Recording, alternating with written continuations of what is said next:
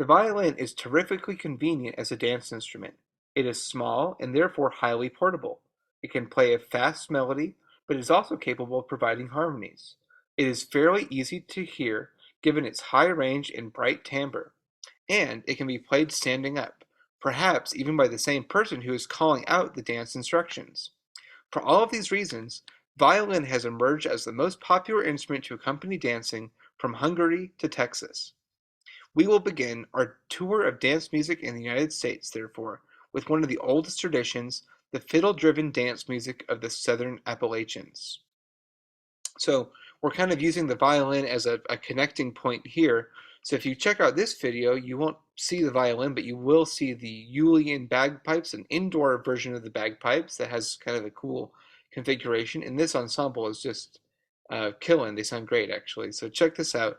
But we're going to see how the violin travels from Europe into the United States and makes for a great dance instrument. So again, we'll check that out in a second, but I would say pause the video and watch this one here on slide 20 before you move on to get a taste of that Irish sound, slightly connected to Scottish music too.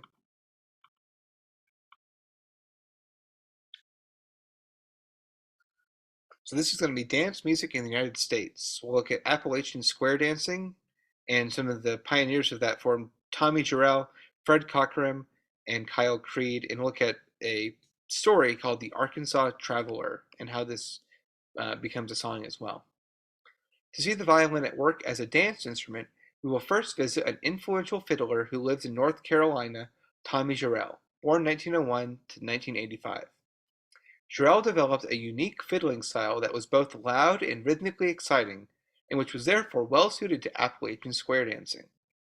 We will also consider a recording made by two other musicians from the same region, Fred Cochran and Kyle Creed. Although their style was at first limited to Surry County, North Carolina, it has since been adopted by fiddlers and banjo players around the country. Before we can consider either Appalachian dancing or the music that accompanied it, we need to understand how the instruments used in this tradition found their way into the southern Appalachian Mountains. In addition to the fiddle, mountaineers soon took up the open-backed banjo, an instrument unlike the violin that is indigenous to the American South. The combination of fiddle and banjo proved ideal for dancing. Both instruments can play melody while also maintaining rhythmic drive.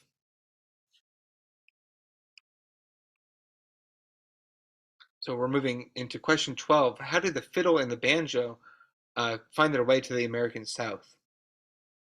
The fiddle was brought to the New World by immigrants from the British Isles and mainland Europe, particularly Germany. Some were lucky enough to bring physical instruments, but many instead brought the recollection of how a violin looked and sounded. These individuals then built their own instruments using available materials. Such homemade fiddles had their shortcomings, but they attest to the importance of music in the lives of impoverished mountaineers who had few material possessions. So even though these people didn't have much, they would bring their violin if they had one, or when they get to the New World, they would uh, earn money or collect the materials needed to make their own instrument. So that's a pretty important facet of their life you can see. The fiddle was played with equal enthusiasm by black and white Americans. As early as the 1690s, enslaved people were tasked with mastering the instrument so that they could provide music for dances. These performers were expected to supply the latest European dance tunes, but they would introduce rhythmic characteristics that have their roots in West African music. They also played their fiddles for entertainment within the enslaved community, often under the fascinated gaze of white onlookers, who sought to imitate their playing. In this way, a uniquely American style of dance music emerged on southern plantations. When African Americans left the plantations and moved into the mountains, whether enslaved or free, they brought their music with them. So here we can see an African American fiddler here, um, and kind of an interesting history that this instrument that was brought over by Europeans was picked up by the enslaved people, and actually that they were told to play these instruments and to play European dance music, but also that they can't escape their own culture. So they're also introducing West African music combined with these European dance tunes. This creates a very, very unique cross-cultural exchange of music. So this is again part of question 12. The southern Appalachians were populated primarily by poor immigrants from the Ulster province in Ireland. These individuals, known in the United States as the Scotch Irish, crossed the Atlantic as indentured servants, after which they repaid the cost of their passage by working on plantations in Pennsylvania. So these are basically indentured servants, they were called. Upon fulfilling their labor contracts, Scotch-Irish immigrants traveled into the mountains in search of available land. There, as they labored side by side with free and enslaved blacks, music often became an important point of exchange. Tunes and playing styles alike were shared across racial lines, with the result that the Scotch-Irish repertoire was soon transformed, reinterpreted, and expanded. So they're bringing their musical cultures, but they're exchanging music as well. This is a painting that shows, again, some white musicians playing music, but a black listener listening and probably trying to learn the song just by ear. Pretty interesting time in history, this cross-cultural exchange. This is going to wrap this part of the chapter up a little bit, talking question 12 more about the banjo here. While the fiddle is a European instrument that underwent change in the hands of Southern African Americans, the banjo is an African American instrument that was transformed by professional white performers in the North. The earliest banjos were built by enslaved people and played for their own amusement. The first recorded mention of a banjo dates from 1781, when Thomas Jefferson noted that the instrument had been brought hither from Africa. The banjo is indeed derived from West African lutes, including the nkonting and ngoni. These instruments share important features with the early banjo, including a round neck and strings of unequal length. One is shorter than the others and used to provide a regular drone. So here we see two different instruments, both that come from West Africa, but that evolve into the banjo over time. The 19th century saw the transformation and popularization of the banjo in the hands of white musicians. The process began in the 1830s when the banjo was adopted by minstrel show performers as the representative instrument of plantation life. Over the next few decades, blackface minstrelsy swept the nation, becoming the most popular form of theatrical entertainment in the United States.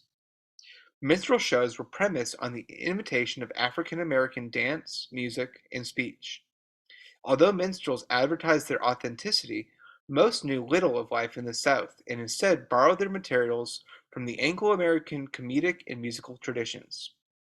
So this kind of becomes a feedback loop of once these shows start happening, people start to imitate it, and these stereotypes get more and more exaggerated over time.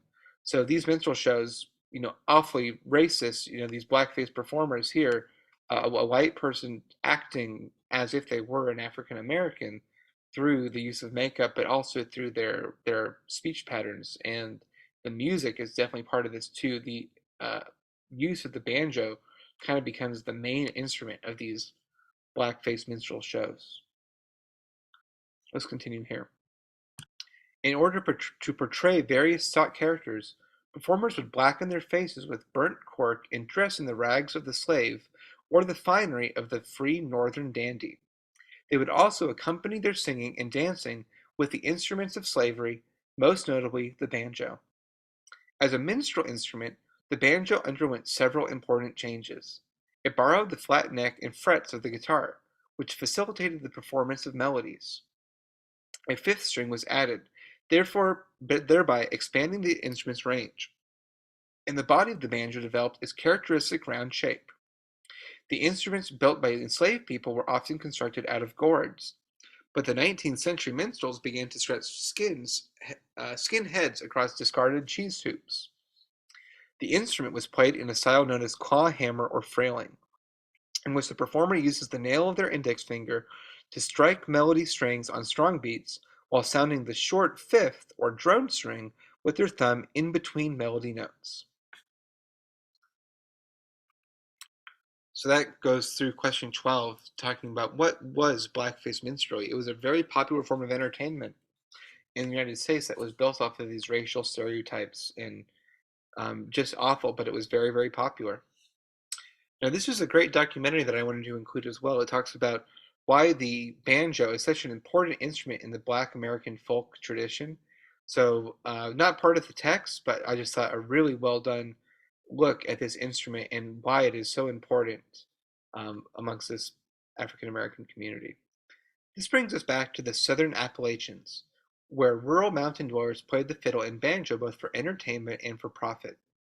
The image of the carefree hillbilly strumming a banjo on his porch is, of course, profoundly misleading.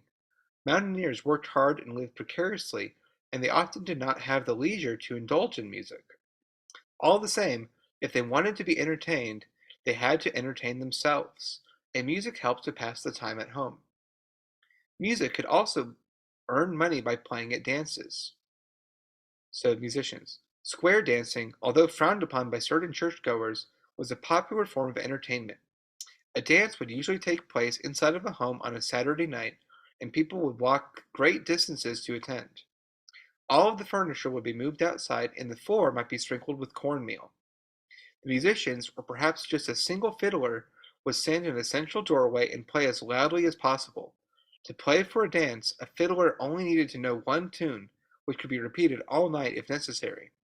Dances could become quite rowdy, and young women were often prohibited from attending. Those who did show up would pay a little money, some of which would be handed over to the musicians, unless they were simply compensated with dinner. So this again goes through question 13 now. What was the role of music as entertainment for dancers in the Southern Appalachians? Okay, and we'll now look at more what were the musical elements associated with square dance songs. Appalachian square dancing is descended from social dances of Europe and the British Isles, although it has taken on unique forms. The dances are organized either into squares of four couples or large circles containing any number of couples. They engage in a variety of familiar and repetitive interactions, usually following the instructions of a dance scholar. Dancers might grasp hands to turn around one another, exchange places, dance in couples, gallop up and down lines, or weave amongst one another. The dances can go on indefinitely, although the caller usually brings them to an end after 10 or 15 minutes. Such dances require music with a steady pulse, a fast and an emphasis on the offbeats. Dancers move with a continuous down and up motion, and they frequently add individualized footwork based on between the basic steps. While it does not matter which specific tune is played for a dance, the style of the performance is therefore very important. Okay, so check out this. Some real square dancing happening here, and this is to the tune of Arkansas Traveler, which we will take a look at more closely in the next slides.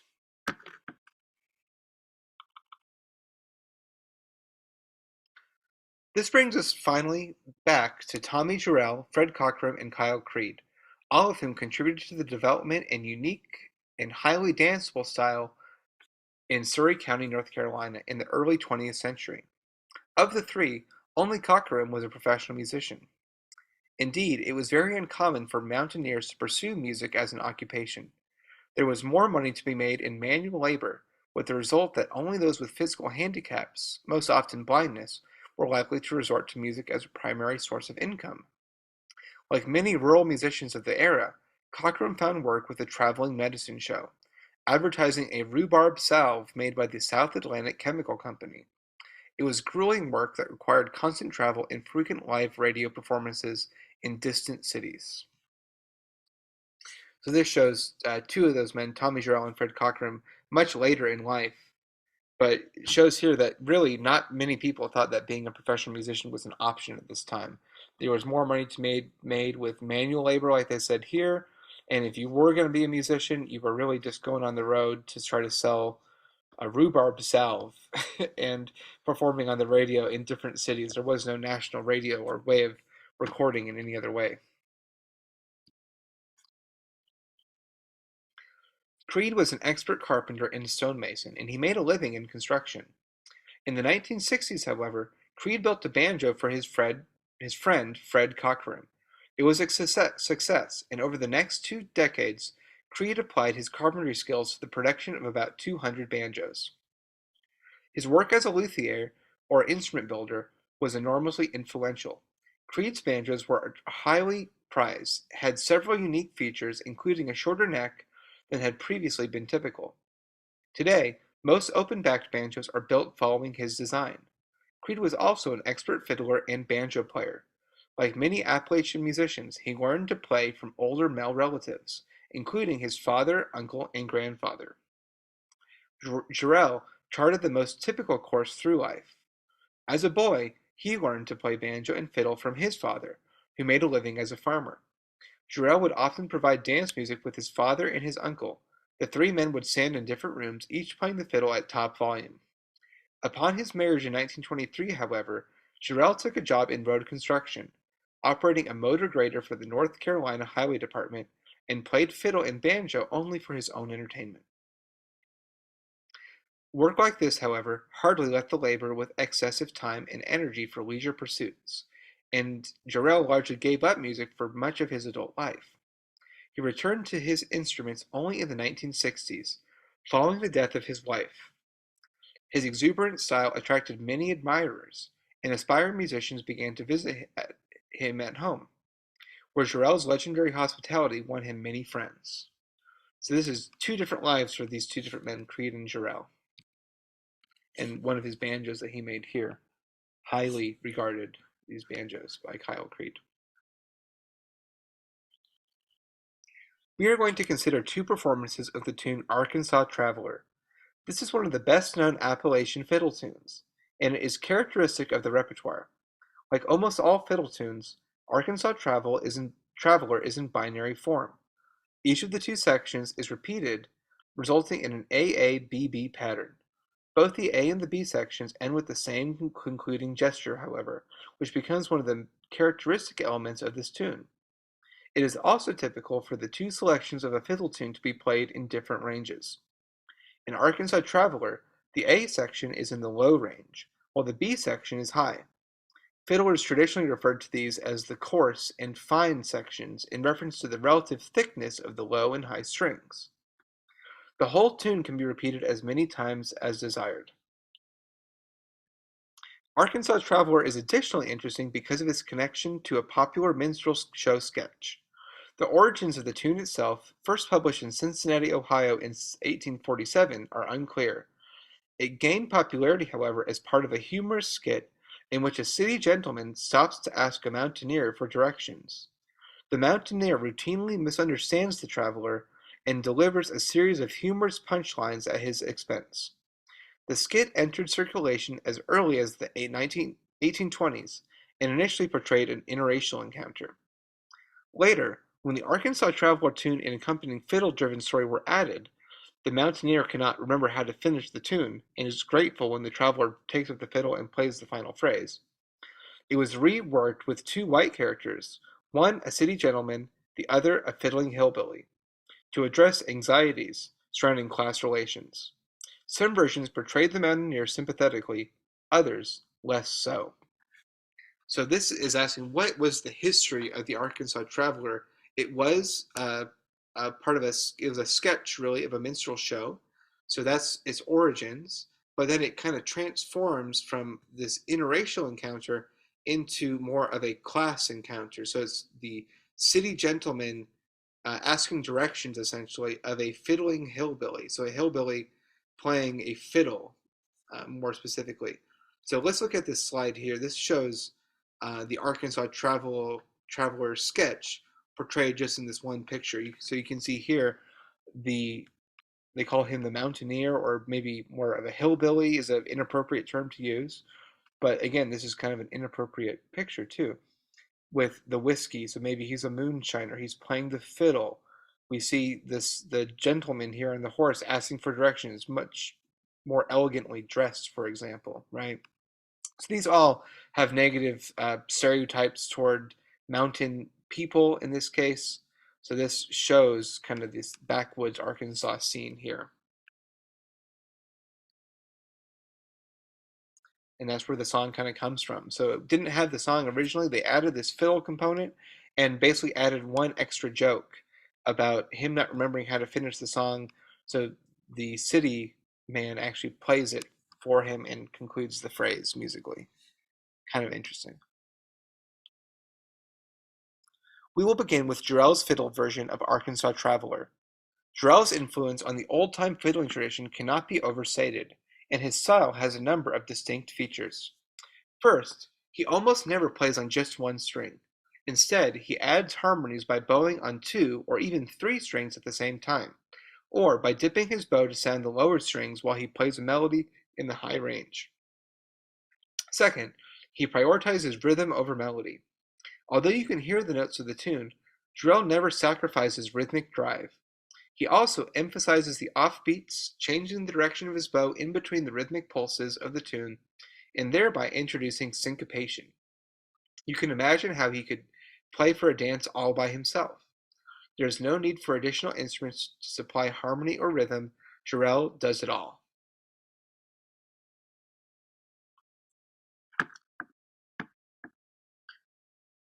So that already on the previous slide went over some of the musical characteristics of the first version of Arkansas Travel that we're going to see, and we'll see even more if you watch the video right here. Okay, so this is Jarrell playing Arkansas Travel on the violin all by himself.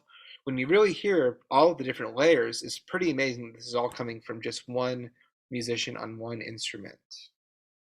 So those are some things to talk about on the previous slide, and check out that recording. Now this second one is going to be banjo and fiddle at the same time, so let's read about this version. The second most common dance configuration would be fiddle and banjo. The practice of combining fiddle and banjo was first documented among enslaved people in 1774, and it developed first in the African American community. The fiddle and banjo produce a heterophonic texture, since each plays an idiomatic version of the same melody, that is, a version suited to the instrument. So here's that same word again, idiomatic. This means the natural flow of the human body. In this case, it's the hands, really, of the fiddle and the banjo player. They're playing the same melody, but because the instruments are tuned and work in slightly different ways, they're going to play slightly different versions of the same melody. This creates what we call the heterophonic texture. We've heard this before. In this recording, we hear Cockrum on the fiddle and Creed on the banjo, although both men played both instruments and they often switched roles. Unlike Jarrell, Cockrum plays only the melody notes, although his bowing patterns also create syncopated rhythmic patterns. Creed closely follows the melody on the banjo, but because his instrument works so differently, he does not play exactly the same notes. In between beats, he periodically hits the short fifth string with his thumb, thereby emphasizing the syncopated character of the music. Occasionally, he produces an arpeggio by slowly strumming across the strings from lowest to highest, ending on the melody note. So arpeggio is like a broken up chord, is really literally what it means. Hearing maybe 3 or 4 notes all at once, in this case, one after another. So they're slightly broken up. That's this term arpeggio. So here's some information about how they're playing this song in a different way. You can write about that for your second part of question 15 and listen to this recording here of Arkansas Traveler. In this case, it's the duo version for fiddle and banjo by Fred Cockrum and Kyle Creed.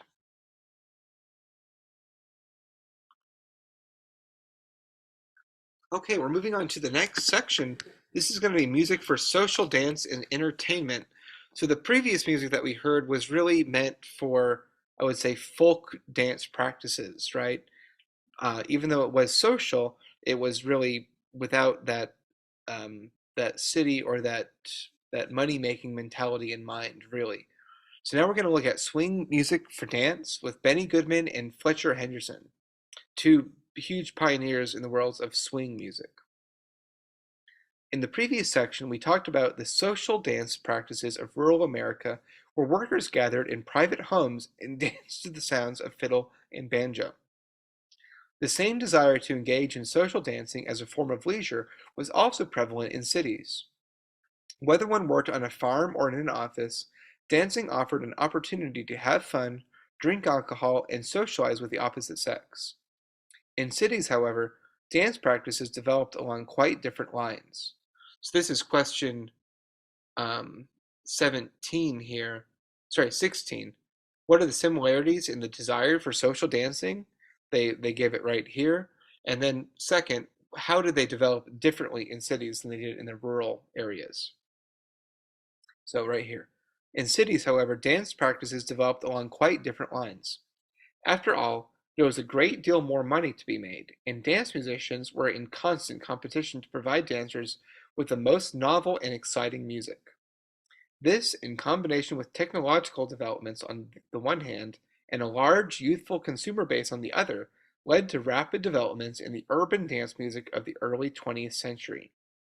So there was this need to have more competition, to give more novel and exciting dances, things that are maybe considered more trendy, and you have a large consumer base of youth that are going to go to these dance clubs and support the musicians. So there is a difference just in the makeup of the cities versus the rural areas.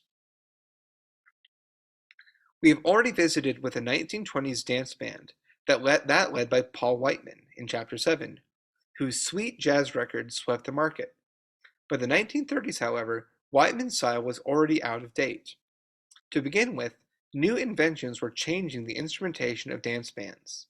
The electronic microphone allowed the plucked string bass to replace the tuba. The string bass had a more percussive articulation and could play at faster tempos, with the result of intensifying dance music. So this is getting into question 17, the changes in instrumentation in the forming of a new swing band that differed from the earlier 1920s jazz bands. Okay? The string bass had a more percussive, sorry, we already read that. The banjo, which had featured a built-in resonator that allowed it to project, was replaced by the developing electric guitar. Strings and woodwinds, such as the clarinet and oboe, disappeared in favor of saxophones and brass, which came to be organized into large sections. The size of bands increased to about 17 players, while the drummer took on a more active role in maintaining rhythmic energy. So remember, these bands are designed specifically for accompanying live dancing, swing dancing. So we see this is a typical swing band. We see the collection of trombone section, saxophone section, trumpet section, a drummer, a electric guitar, and a string bass instead of the tuba. So this, and of course the piano in the front as well. And remember, the drummer is taking on this more active role than just keeping the time. They're trying to maintain the rhythmic energy to keep the dancers on their feet. And again, technology, the fact that we're going to the electric guitar or the amplified guitar from the banjo shows that the technology of microphones is allowing these instruments to replace other instruments just out of serving the music better. All of these changes took place in response to the dancers, who were developing increasingly energetic and athletic steps. The most influential new dance of the era was the Lindy Hop, which was introduced by a pair of African American dancers in 1928. Early dancers, mostly young African Americans in Harlem, sought to outdo one another in an attempt to impress white slummers who got a thrill from visiting clubs and ballrooms in black neighborhoods. The Lindy Hop went mainstream in the 1930s, and young people across the country imitated wild new steps that they saw in ballrooms, on stage, or in films.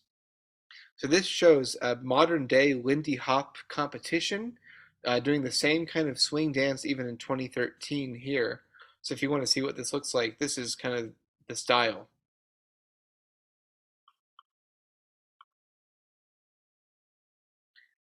The new musical style that developed to accompany the Lindy Hop and other related dances was soon known as swing, a term that now refers both to the dances themselves and to the characteristic uneven or swung rhythms of the music. These rhythms reflected the relaxed and informal movements of the dancers, who rejected the upright posture and precise steps of older dance styles. The term, however, was first used by African Americans to describe well-played music and the euphoric emotions it produced. The widespread adoption of the term, along with expressions such as cool, hip, and in the groove, paralleled the growing interest in black culture and music among white musicians and audiences. So this is one of those movies that would have influenced the dancing and which then later influences the music.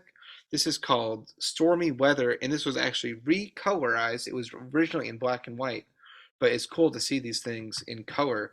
It kind of modernizes them in a way. So we've already gone through question 17, talking about the Lindy Hop and the formation of the swing bands and how they relate to each other. So I would now watch this Stormy Weather. Some really, really incredible dancing happening here from the Nicholas Brothers and Cab Calloway. And on the next slide here, one other Lindy Hop scene from the 1941 film called Hellzapoppin. Again, some really amazing swing dancing and music happening here. So we're moving into question 18, talking further, going back to Benny Goodman and Fletcher Henderson and their use of the radio, but also their musical arrangements are very interesting and kind of a departure from previous jazz styles like Dixieland. Despite enthusiasm among urban young people, it took a while for swing music to catch on. In 1935, however, clarinetist and bandleader Benny Goodman, born 1909 to 1986, was able to connect with a demographic of young white listeners who propelled swing music into the forefront of the American conscious. So here is Benny Goodman featured here. He was a white jazz musician. He played the clarinet, which was kind of going out of style in jazz ensembles, but he was still able to make it work and was very, very well known on this instrument. The key to Goodman's success was the radio. In 1934, he secured a spot on the national radio program Let's Dance. The show featured 3 bands, each of which played a different style of popular dance music. There was Latin, sweet, and hot. So we have Latin music, sweet jazz, and hot jazz. Goodman's band represented the hot style of jazz, but listener response indicated that the other styles were generally preferred. A disastrous national tour in the summer of 1935 confirmed the band's poor reception. Upon arriving in Hollywood, however, Goodman was greeted by cheering fans. These young West Coast listeners had been listening religiously to Goodman's band, which always played after midnight on the East Coast and therefore had received little exposure in all but the westernmost time zone. Goodman's style was derived from the work of African-American Fletcher Henderson. During his years working as a pianist and bandleader in New York City, Henderson produced creative and danceable arrangements of hit popular tunes. So this is already talking about their arrangements. Henderson is already making dance versions of popular songs. So he's already made quite a name for himself as an orchestrator and a band leader. Although these arrangements were first intended for his own band to perform and record, Goodman purchased Henderson's catalog outright in the mid-1930s and introduced the arranger's hard-driving rhythmic style to a mainstream audience. Henderson also produced new arrangements to suit Goodman's needs. In 1939, Henderson joined Goodman's band, which was one of few integrated bands active in the swing era. So he later joins his band, and they kind of have a partnership where he's writing and arranging the songs, and Benny Goodman is acting as the band leader. Henderson was one of the key architects of the swing style. He abandoned the freewheeling improvisation of Dixieland in favor of carefully scripted parts for instruments to organize into sections. Although he also produced original compositions, Henderson based most of his arrangements on the melodies of popular songs. We will be considering his treatment of Irving Berlin's 1926 song, Blue Skies. So here we see members of the Benny Goodman band and also Henderson as part of the band, and we can see that this is an integrated band, both black and white musicians together, who are kind of moving away from this Dixieland style and into carefully composed, written parts for this new jazz or swing band. So that goes through question 18 for you guys here. Now continuing with Irving Berlin. So this is just kind of a subsection of this chapter. Irving Berlin, who lived from 1888 to 1989, was a Russian immigrant to New York City and was one of the leading songwriters of the early 20th century. Although Blue Skies first gained traction of the musical theater stage, the song really took off with Al Jolson's 1927 performance in The Jazz Singer, the first commercially successful talking picture, so one of the first movies ever, The Jazz Singer. Today, Blue Skies is regarded as a jazz standard, a song known by all jazz musicians and fans of jazz. Its popularity among jazz musicians, however, is due expressly to the success of Henderson's brilliant arrangement, which he created for Goodman in 1935. So here we see Irving Berlin, Russian immigrant songwriter, similar to the same school as um, George Gershwin that we learned about previously in the semester. Henderson's arrangement of Blue Skies opens with an introduction in which the trumpets and clarinets call back and forth to one another over a pounding rhythmic pulse. The chorus of Blue Skies is then presented by the band. The melody is in AABA form, which Henderson reflects in his instrumentation. The first two sections are played by the trumpets, while the two phrases of the B section are played by the saxophones and trombones, respectively.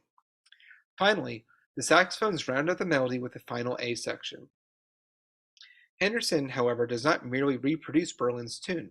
He adds melodic flourishes, unusual harmonies, and most importantly, unpredictable syncopations. By doing so, Henderson reimagines what was already an outdated song for a new generation of dancers. The remainder of the arrangement consists of snippets that are always audible. For the second pass, the trumpets, which are now muted, take the A of repeated passes through Berlin's tune, each more creative than the last.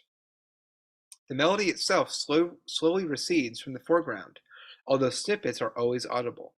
For the A second pass, the trumpets take the A section again, but this time with a constant interruption from the saxophones, resulting in a call and response texture. A solo saxophone player provides the remainder of the melody, but during the final A section he substitutes an improvised alternative melody. What should have been a third tune through the Blue Skies tune begins with an improvised trumpet solo, backed by saxophone interjections. The melody returns with the B section, which is introduced by the trumpeters and finished by the saxophones. The concluding A phrase is likewise split between those instruments. A final turn through the melody begins with a clarinet solo by Goodman himself, but ends with the entire band playing the concluding A phrase. The effect is exciting. We hear the full force of Goodman's horns, backed up by the driving power of the rhythm section. So this is a really great version. It features, one of the best swing bands of all time, the Benny Goodman Orchestra, but with an arrangement by Fletcher Henderson, playing a song by a great composer, Irving Berlin. So there's lots of layers of brilliant people involved with this recording. So this isn't a homework question. I just wanted you to read about this, understand all the different subtleties of this recording, and then give it a thorough listen, please.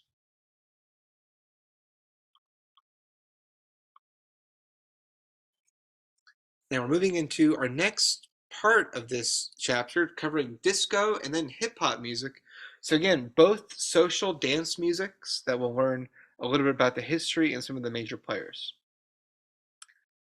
African American musicians and dancers have had an outsized impact on American popular music since the turn of the 20th century. We have already considered ragtime, Dixieland jazz, and swing, all dance-rooted styles that attracted large audiences and influenced the course of musical development. The trend continues. In the 1950s, black rhythm and blues artists laid the groundwork for rock and roll.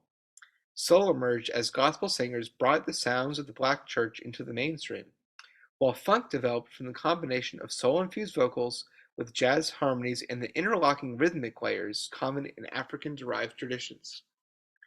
Also in the 1960s, producer Berry Gordy created his signature sound at Motown Records in Detroit, and built a roster of black performers who were able to withstand the British invasion. So again, this is that period of the Beatles. Motown was huge during this time and wasn't really affected by the British pop artists like other rock and roll artists were. We will pick up the story in the 1970s when black artists contributed significantly to another dance tradition, disco. Disco, however, is decidedly multi-ethnic. It bears traces of funk, but also the rhythms of Latin America, and it was first associated with a community that was bound together not by race, but by sexual orientation. Eventually, it would come to be embraced as the musical style of the 1970s counterculture, and discos would become meeting places for people from all walks of life. The birth of disco dancing and music can be traced to 1970, when New York City DJ David Mancuso began throwing private parties in an underground venue. His clientele consisted primarily of members of the gay community, most of whom were black, and all of whom were regularly harassed by the police when they visited commercial gay bars and clubs. Disco soon captured the interest of other groups, including Latina, Latino and Latinx, and Italian Americans, and venues proliferated in cities like Philadelphia and San Francisco. By 1975, disco had become a national craze, appealing to everyone who sought an escape from the political and economic pressures of the decade.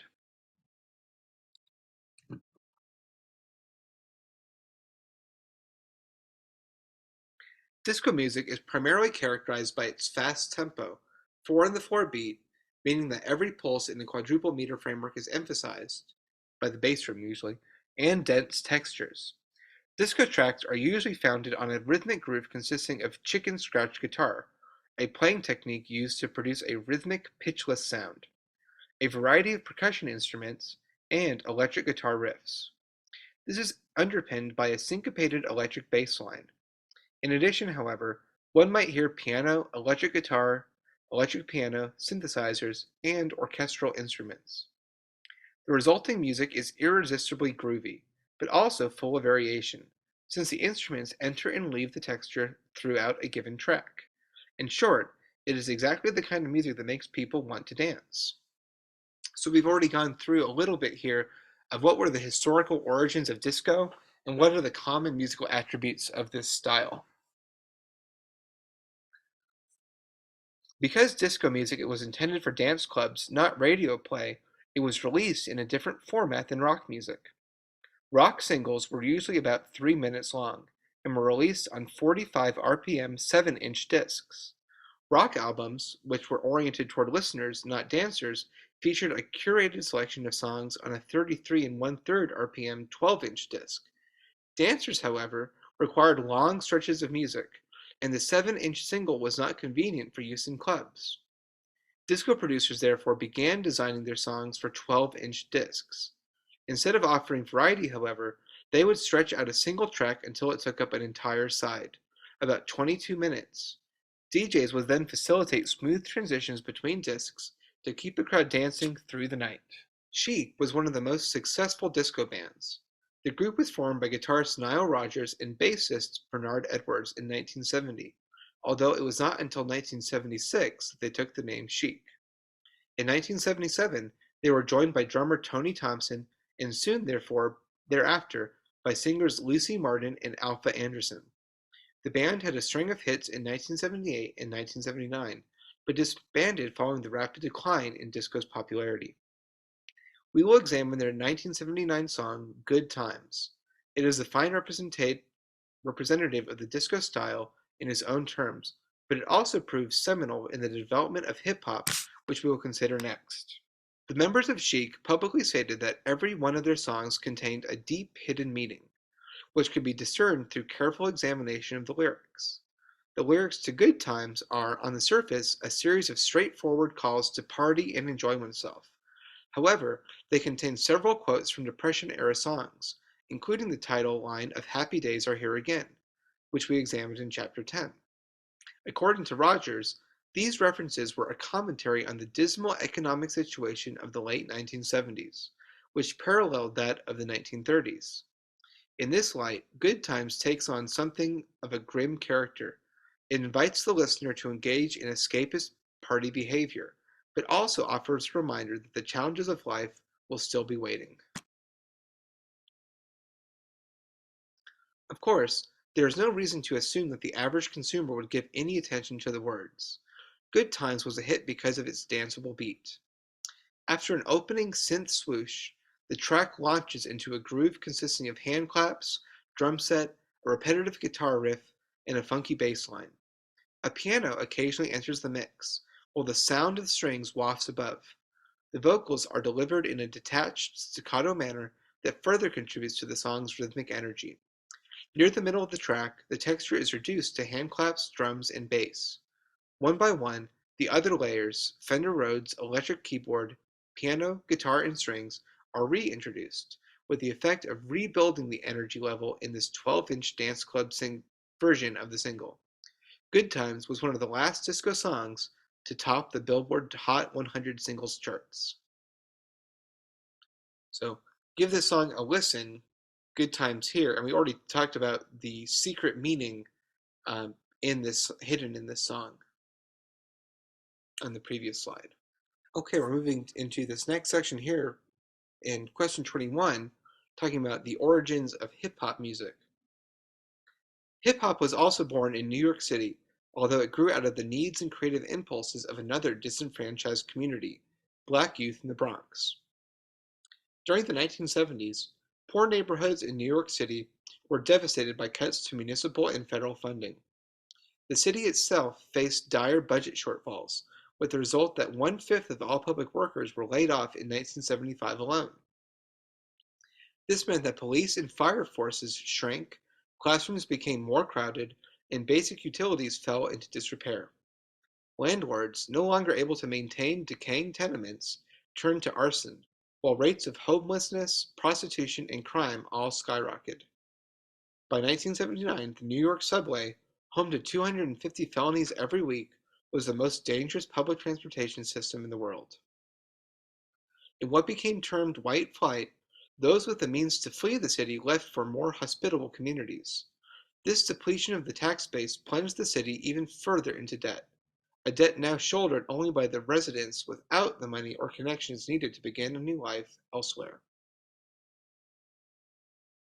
The hardest hit neighborhood was the Bronx, which by 1977 had become, in the words of the New York Times, a symbol of America's woes.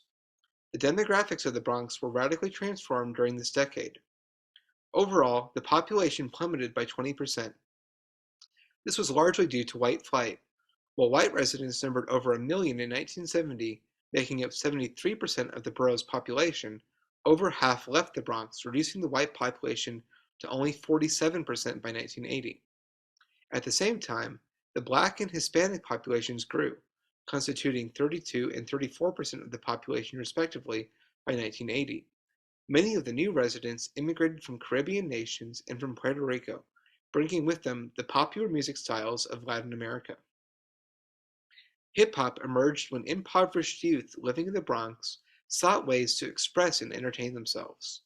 The music and dance that we will consider were part of a complex of practices that also included visual art like graffiti and characteristic modes of dress and speech. All of these serve to identify the practitioners, build and enforce community bonds, and provide a creative outlet. Hip-hop culture was also extremely competitive, and those active as musicians and dancers worked constantly to develop new techniques, sounds, and moves that would distinguish a practitioner from the crowd. The first pioneers of hip-hop music were DJs, who borrowed their tools and techniques directly from disco. DJs would provide music for block parties and community dances by playing the disco, salsa, and funk records that the dancers loved. In playing records, however, these DJs paid careful attention to crowd reactions and developed unique approaches that stimulated dancers to greater activity. So this is what's unique about hip hop, is that like other musics that we saw, like with swing, they're really looking to the dancers to see what are they responding to, what do they like to dance to. We'll play more things like that, or we'll transition the tracks in such a way that they really like the way that we're flowing through these things.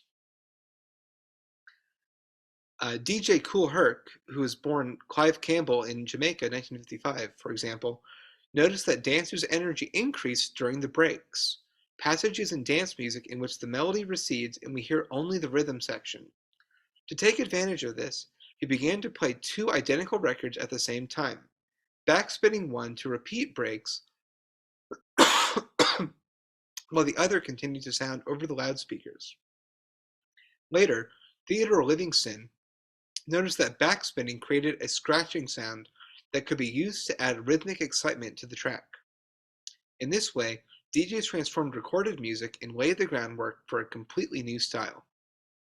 So this is that characteristic scratch that you hear from a DJ. At first, DJs confined themselves to operating the turntables. DJ Kool Herc and a few others, however, began reciting rhymes over the breaks, thereby becoming the first rappers. Soon, DJs began recruiting dedicated rappers known as MCs, an abbreviation of Master of Ceremonies. Many of their rhymes were connected with the African-derived tradition of the toast, in which a skilled orator tells a story celebrating a protagonist's cunning and resource. Although the toasting tradition had largely died out in black culture, it survived in prisons and was captured on the hit 1973 album Hustlers Convention, which had an enormous influence on early MCs.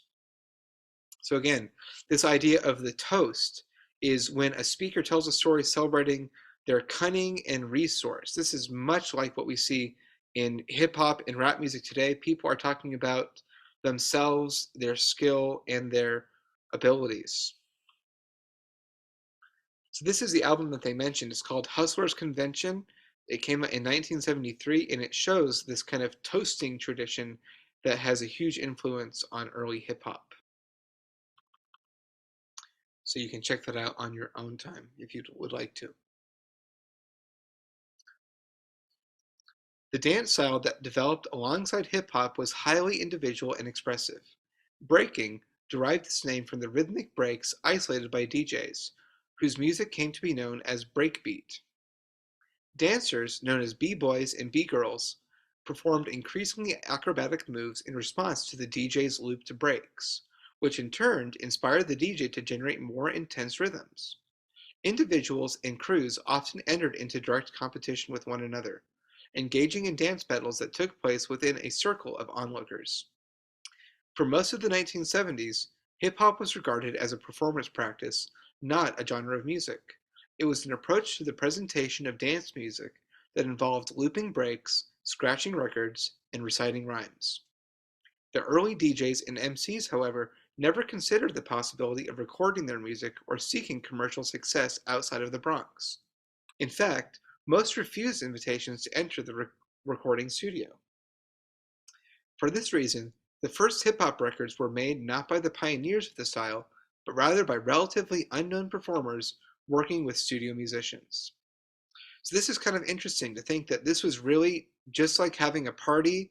You would have people over, you would play music, you would have people rhyming, you would have people breakdancing, but it was never thought that you could turn this into a recorded product in the early days.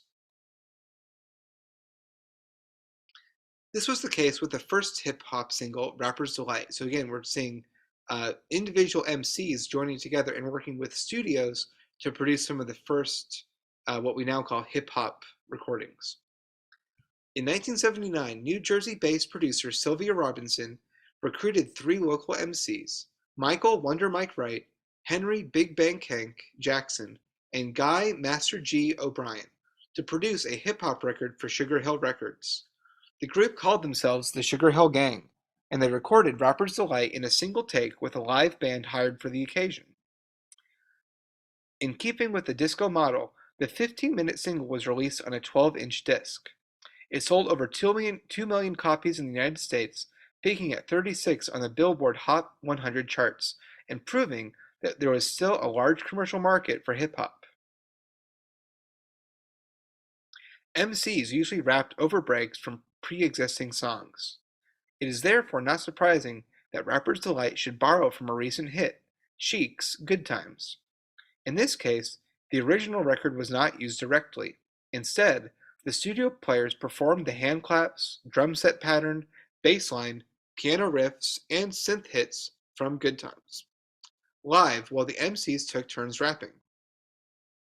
All the same, the borrowed music is immediately recognizable. Nile Rodgers of Chic certainly recognized it, and when he heard a DJ playing Rapper's Delight in a New York club, at first he was extremely angry and threatened to sue, but the matter was quickly settled and Rodgers and Bernard Edwards were credited as co-authors. Later, Rogers came to admire Rapper's Delight, citing its originality and cultural significance. So here we see the members of the Sugar Hill Gang, and we're asking you to talk about how did they borrow Good Times by Cheek to produce this, and how is this song typical of early hip hop? We'll get more into that right here. And again, listen to the recording too of Rapper's Delight. Many would say one of the first hip hop recordings ever made. So this talks about what makes a typical hip hop song. The lyrics to Rapper's Delight are typical of early hip hop. The MCs boast about their skills and accomplishments, encourage the listeners to dance, celebrate the party lifestyle, and play with patterns of rhythmic syllables. At one point, the rapping gives way to a break, which could have been looped in live performance to facilitate dancing. Most characteristics of this record, however, is the fact that it is founded on pre-existing music. Hip-hop artists would continue to borrow and reimagine musical material for the purpose of paying homage, providing commentary, and exhibiting their own creativity. The resulting tradition is rich with intertextual references. So this means referencing not only the music, but even through your rhymes, through your rapping, that you would reference different parts of the culture. And this brings us into our very last section of the chapter, into question number 23, talking about Johann Sebastian Bach and Johann Strauss. This is concert music inspired by dance.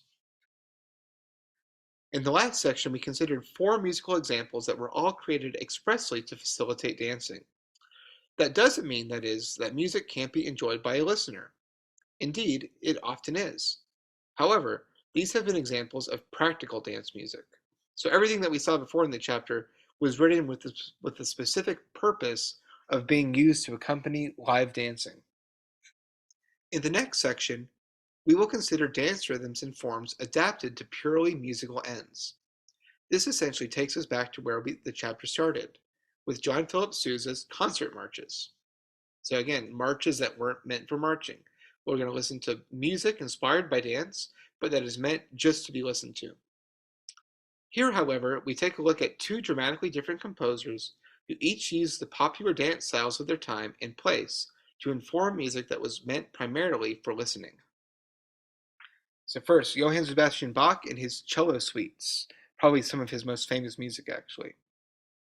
We have already considered the career of J.S. Bach, one of the most respected and influential composers in the European tradition. In chapter 11, we examined 2 pieces of his music that he created for use in the Lutheran Church. Bach held a series of positions as organist or music director with various courts and municipalities. In each of these positions, he was required to compose music of various types in order to satisfy the needs of his employer. Although most of his jobs required the production of church music, one did not. His position as music director at the court of Leopold, Prince of Anhalt-Köthen, which he held from 1717 to 1723. Because Prince Leopold was a Calvinist, he had little need for church music. Calvinist churches of the time rejected musical instruments and restricted singing to the modest chanting of psalms. A piece of music like Sleeper's Wake, therefore, would not have been welcome in this church. The prince, however, maintained a lavish court, and he was particularly fond of music. He sang and played the violin, viola da gamba, and the harpsichord. Although his parents had declined to spend money on music, Prince Leopold assembled a large court orchestra of 18 musicians and recruited the finest composer in the region, Bach. During Bach's employment, Prince Leopold called upon him to produce instrumental music and cantatas for the purpose of entertaining guests, celebrating anniversaries, and generally ornamenting life in the palace. While at the prince's court, Bach adopted the practice of composing dance suites. The popularity of dance suites stemmed from the desire of minor German monarchs to emulate the court of the French king, which was renowned for its sophistication and luxury. The dance suite was pioneered by the German composer Johann Jacob Frobisher, who traveled throughout Europe absorbing and adapting the musical styles that he heard at courts in France, Italy, England, and Belgium. Frobisher was able to bring this music to German courts in the form of dance suites, which were associated with cosmopolitan sophistication. Unlike Frobisher, Bach never left Germany. All the same, he became a master of musical forms and styles from throughout the European continent. The dance suite consists of movements inspired by court dances from various European countries. At the core of the dance suite are the allemande, courant, sarabande, and gig. To these many to these may be added any number of other dances, including the minuet, bourrée, gavotte, and roure. In addition, some dance suites begin with a prelude, which establishes the key area for the suite and sets the mood. So this is question 23 and 24 that we already covered. What made Bach's position working for Prince Leopold unique was that he didn't have to write church music. He didn't have to write anything connected to the Lutheran Church because his employer was a Calvinist. So instead, he decides to write these other more secular pieces, and one of those will be the dance suites for the cello. And question 24, what were the typical dances included in the Baroque dance suite? They outline them right here, and this talks about the history of why those dance suites became so popular. The sources of the four required movements reveal the international character of the dance suite. The allemande traces its origins to Germany, although by the time it was integrated into the dance suite, it had been adopted and transformed by French courts. The French name for Germany is Allemand. Although the allemande was initially a fast-paced dance in quadruple meter, the French slowed it to a stately tempo. The courant can be of two types, French or Italian. While both are in triple meter, the French is slow and dignified, while the Italian is quick and lively. The sarabande originated in Mexico, where it was a quick and salacious dance accompanied by castanets. After being banned from the Spanish courts for alleged obscenity, however, it was reinvented as a slow and dignified triple meter dance with rhythmic emphasis placed on the second beat. And finally, the gig traces its roots to the English and Irish jig, a fast dance in compound duple meter, meaning that each pulse is divided into three sub-pulses.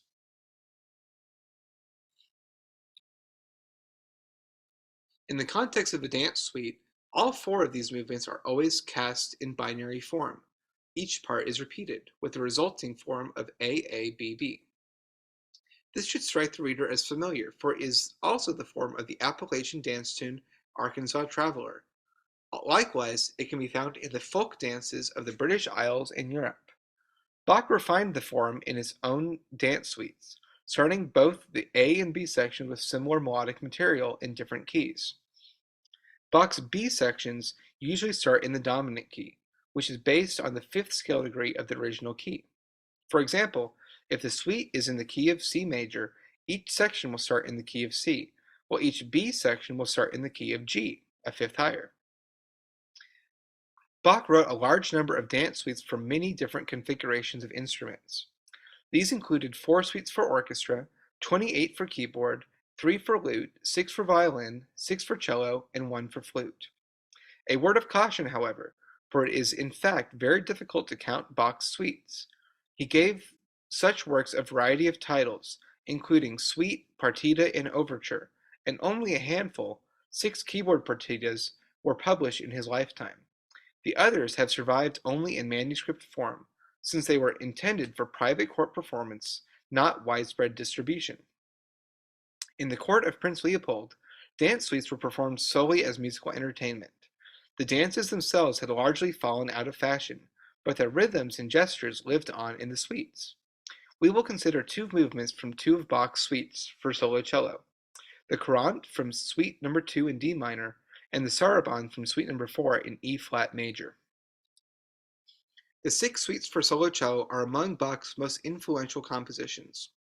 All cellists play at least some of the suites, although the last 2 present major challenges. Suite No. 5 in C minor requires that the cellists change the pitch of their highest string, while Suite No. 6 in D major seems to have been written for a related but higher pitched string instrument, with the result that it is exceedingly difficult to play on a modern cello. Today, it is common to hear these pieces in performance, and they have been recorded countless times. Despite their ubiquity, however, a great deal of mystery surrounds the origins of the cello suites. To begin with, in the time of Bach, it was very uncommon to write music featuring the cello, and essentially unheard of to write for solo cello. The cello was part of the basso continuo section, and was therefore relegated to strictly accompanimental roles. Bach would have written these suites for a specific performer or performers at the court of Prince Leopold, so we can assume that he had a close relationship with one or more accomplished players who would have been able to bring the music to life.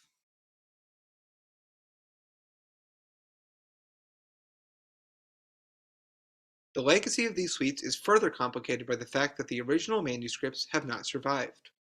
Instead, we have been left with copies made by Bach's second wife, Anna Magdalena. It is worth considering her role in his life with some care. When Bach joined Prince Leopold's court, he brought with him his first wife, Barbara. In 1720, however, Barbara died while Bach was traveling with the prince. Anna Magdalena was the daughter of a court trumpeter and a court singer herself. She married Bach in 1721 at the age of 20. In addition to raising their many children, Anna Magdalena provided Bach with invaluable services as a copyist, and perhaps even collaborator. She would copy out individual parts from his orchestral scores, and also make clean copies of his roughly worked out manuscripts. Because the only surviving manuscripts for the six cello suites are in her hand, there has been some controversy concerning the accuracy of the bowings and articulations, which have a significant effect on the performance of the music. Anna Magdalena's copy is also free of dynamic markings and other phrasing instructions, with the result that modern performers have to make many important decisions about how to interpret these pieces. So what they're saying here is that there are no dynamic markings. There's no indication of what volume any of this should be played at, and any variety in terms of dynamic markings or expression.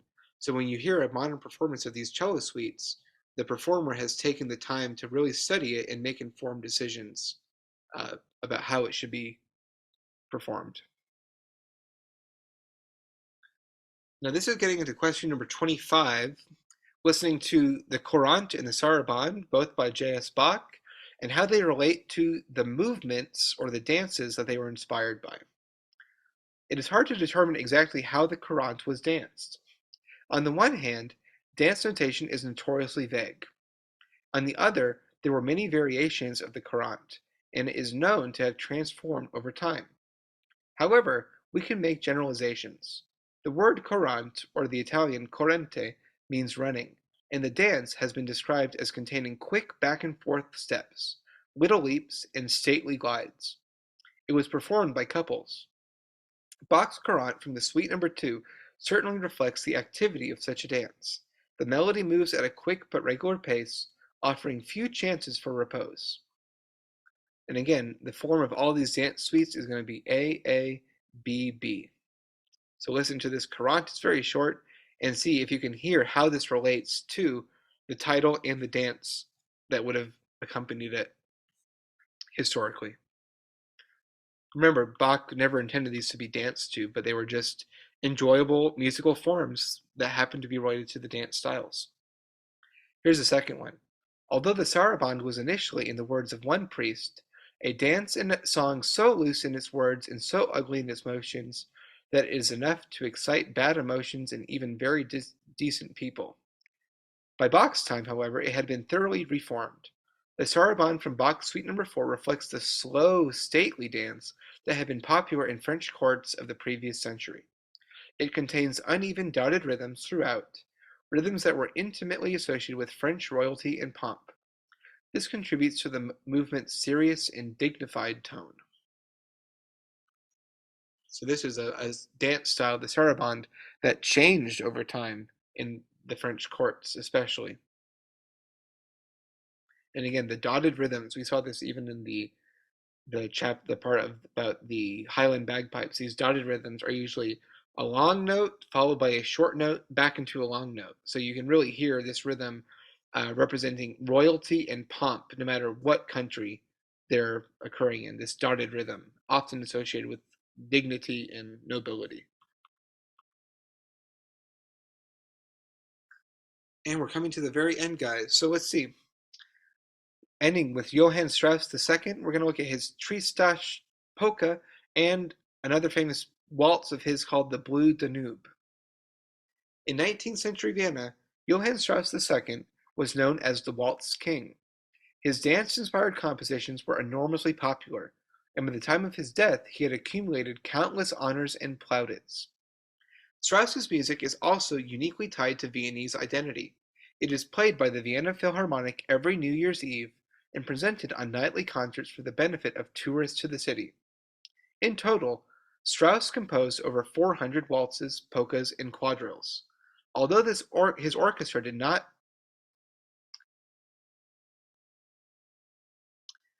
Although his orchestra did sometimes play for balls, Strauss's fame and influence resulted from concert performances, and many of his compositions are not suited to dancing. Strauss carried on the legacy of his father, Johann Strauss I, who was largely responsible for transforming the waltz from a rustic country dance into a dance for the sophisticated urban ballroom. Johann I, however, forbade his sons from pursuing careers in music. He knew from experience that a musician's life was strenuous, and he wanted stable, middle-class business careers for his own children. When he caught Johann II practicing the violin one day, therefore, he beat him severely. Johann II, however, was not to be deterred. Throughout his youth, he secretly studied violin and composition with members of his father's orchestra, and in 1844 he assembled his own orchestra and put on a concert at Domair's Casino, a venue in which his father had frequently appeared, but that he subsequently boycotted. So he's trying to practice music secretly without his father knowing about it.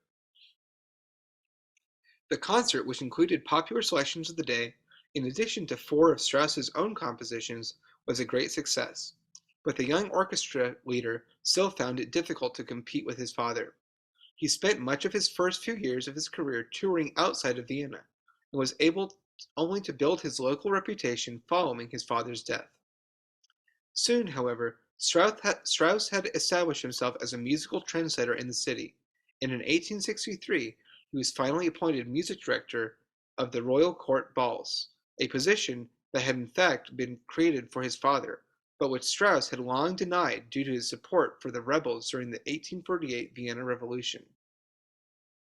We will consider 2 of Strauss's most famous compositions, Tristas polka in 1858 and the Blue Danube, a waltz composed in 1866.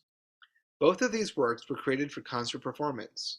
While it would be possible to dance to them, at least in part, each contains elements that were intended to appeal to the listener, and that might even foil any attempt to dance. So Strauss II is kind of nicknamed the Waltz King. He writes a tremendous amount of waltzes and kind of firmly cements himself in Viennese history. The invention of the polka is traditionally attributed to a housemaid working in Czech-speaking Bohemia. According to legend, she attracted attention with a lively dance set to a regional folk song. Admirers asked her to teach it to them, and the dance quickly spread throughout the countryside. Whatever its origins, the polka was certainly a fixture in Prague ballrooms by 1837, and it was being danced in Vienna by 1839. Next to the waltz, the polka was certainly the most successful European ballroom dance of the 19th century. Within a few decades, it was being danced throughout the Central Europe and Western Europe. Up north in the Netherlands and Russia, to the east in India, and in the New World, where it was popular from Mexico to the Midwestern United States. So all over the world, people are dancing the waltz and the polka in this case. The term polka is believed to be derived from the Czech word for half, and therefore probably refers to the duple meter of polka music. The dance itself is performed by couples, who embrace while performing a distinctive step, evocative of tripping or galloping, as they whirl around the room. Dancers tend to bob up and down in time to the beat. The polka is always performed at a fast tempo, and it is one of the more energetic 19th century ballroom dances. Strauss composed his Tristas polka for performance in Pavlovsk, Russia, where he had the honor of conducting the summer concert season at the Vauxhall Pavilion every year between 1856 and 1865. These performances often stimulated his creativity, and Strauss created some of his most memorable works for these concerts.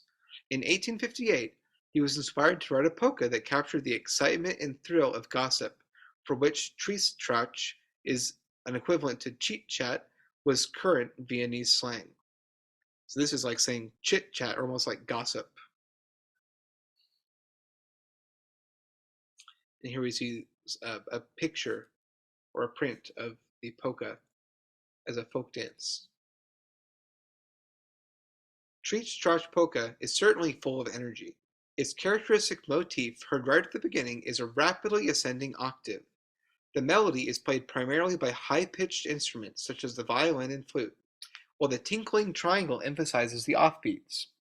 The polka is in a ternary form, ABA, each section of which contains its own repeating melodies. The A section has an internal form of ABCA, while the B section has the form DDEDED. In short, Strauss deploys an excellent balance of contrast and repetition. The polka starts with an exuberant trill and ends with a hilarious sequence of outbursts from the flutes, oboes, and brass. The regular duple pulse in a fast tempo is maintained throughout, with occasional emphasis from the snare drum or cymbals. The many musical details of Triestrach polka make it worth listening to. If one is dancing, it is more difficult to appreciate Strauss's clever and delightful orchestration. At the same time, this music is perfectly suitable for dancing, although in such case, the orchestra might choose to repeat the B and A sections one or two times before playing Strauss's remarkable ending. In this case, therefore, we have music that was created for the concert stage, but that could also live in the ballroom with minimal adjustment. So what they're really saying here is that the music is already so interesting that while it does evoke dancing, you would miss a lot of these details if you had to also move to it. You would miss on all the subtlety of the music itself. But it also belongs in a dance hall, some could say too.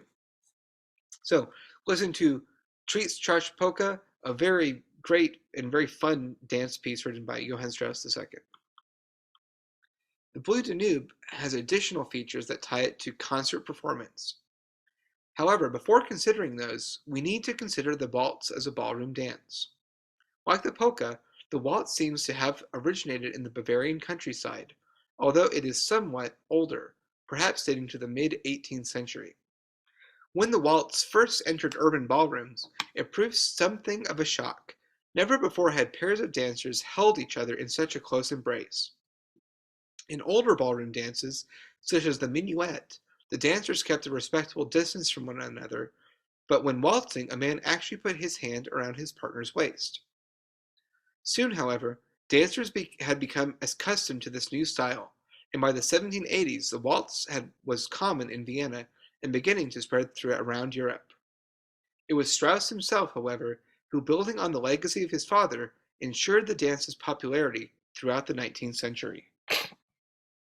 So really, it is composers like Strauss and Strauss I that waltzes really have this long-term trajectory. They keep writing for this specific kind of dance. The waltz calls for smooth, gliding motions and is therefore quite unlike the polka. A mid-19th century waltz was energetic but stately. The tempos therefore were moderate.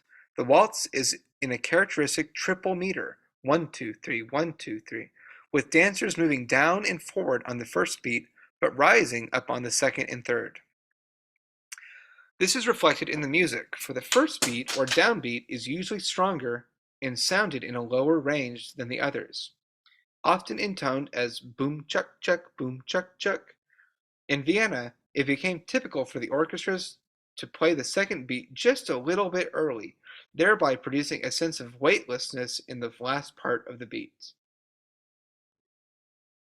So that's an interesting way to turn a rhythm into even more of a danceable rhythm, just to shorten it or make it a little bit early on beat 2. Definitely would have that effect. The Bleu Danube actually began life as a choral piece. It was commissioned by the Vienna Men's Choral Association, with whom Strauss had already enjoyed a 2 decades-long association.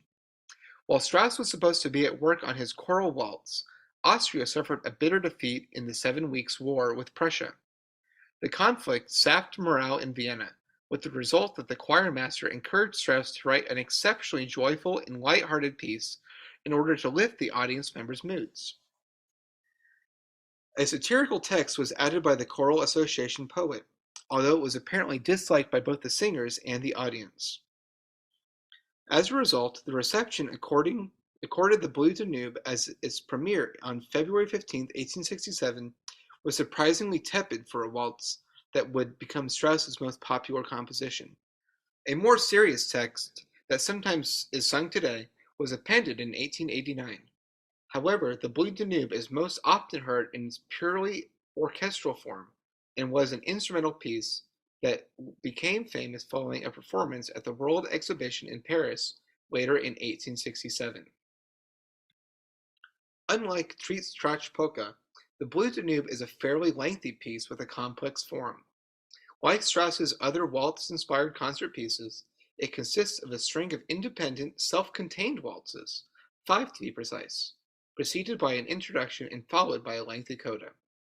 The introduction hints at the theme of the first waltz, while the coda revisits themes from the first 4 waltzes, concluding with a grandiose statement of the same theme with which the piece timidly opened.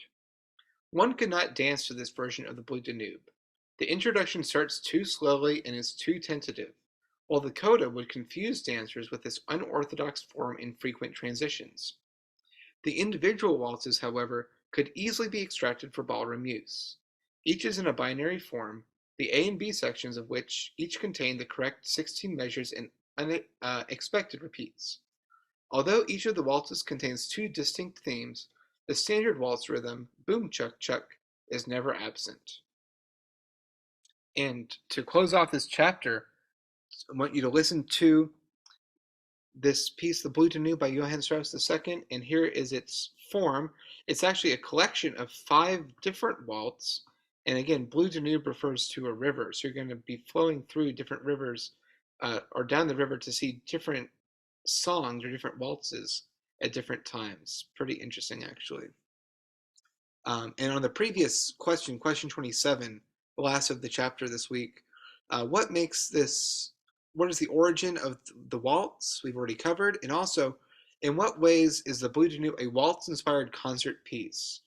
The fact on the previous slide, they talked about how you couldn't really dance to this because it is a little bit clunky. It's really a collection of 5 different waltzes with a slower intro and kind of a hard to follow coda that has no direct repetition in it, okay?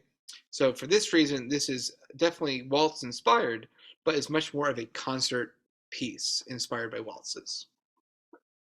And that's going to be the end of the chapter this week. I think it's a really fun one to look into with a lot of really great musical examples. So I hope that you guys enjoyed it. Listen to that recording here. And if you want to read any more about any of these dance cultures or music cultures, we have some extra articles right here that we reference in this chapter. Okay, if you have any questions, please send me an email, and otherwise have a great week, you guys. Thanks so much.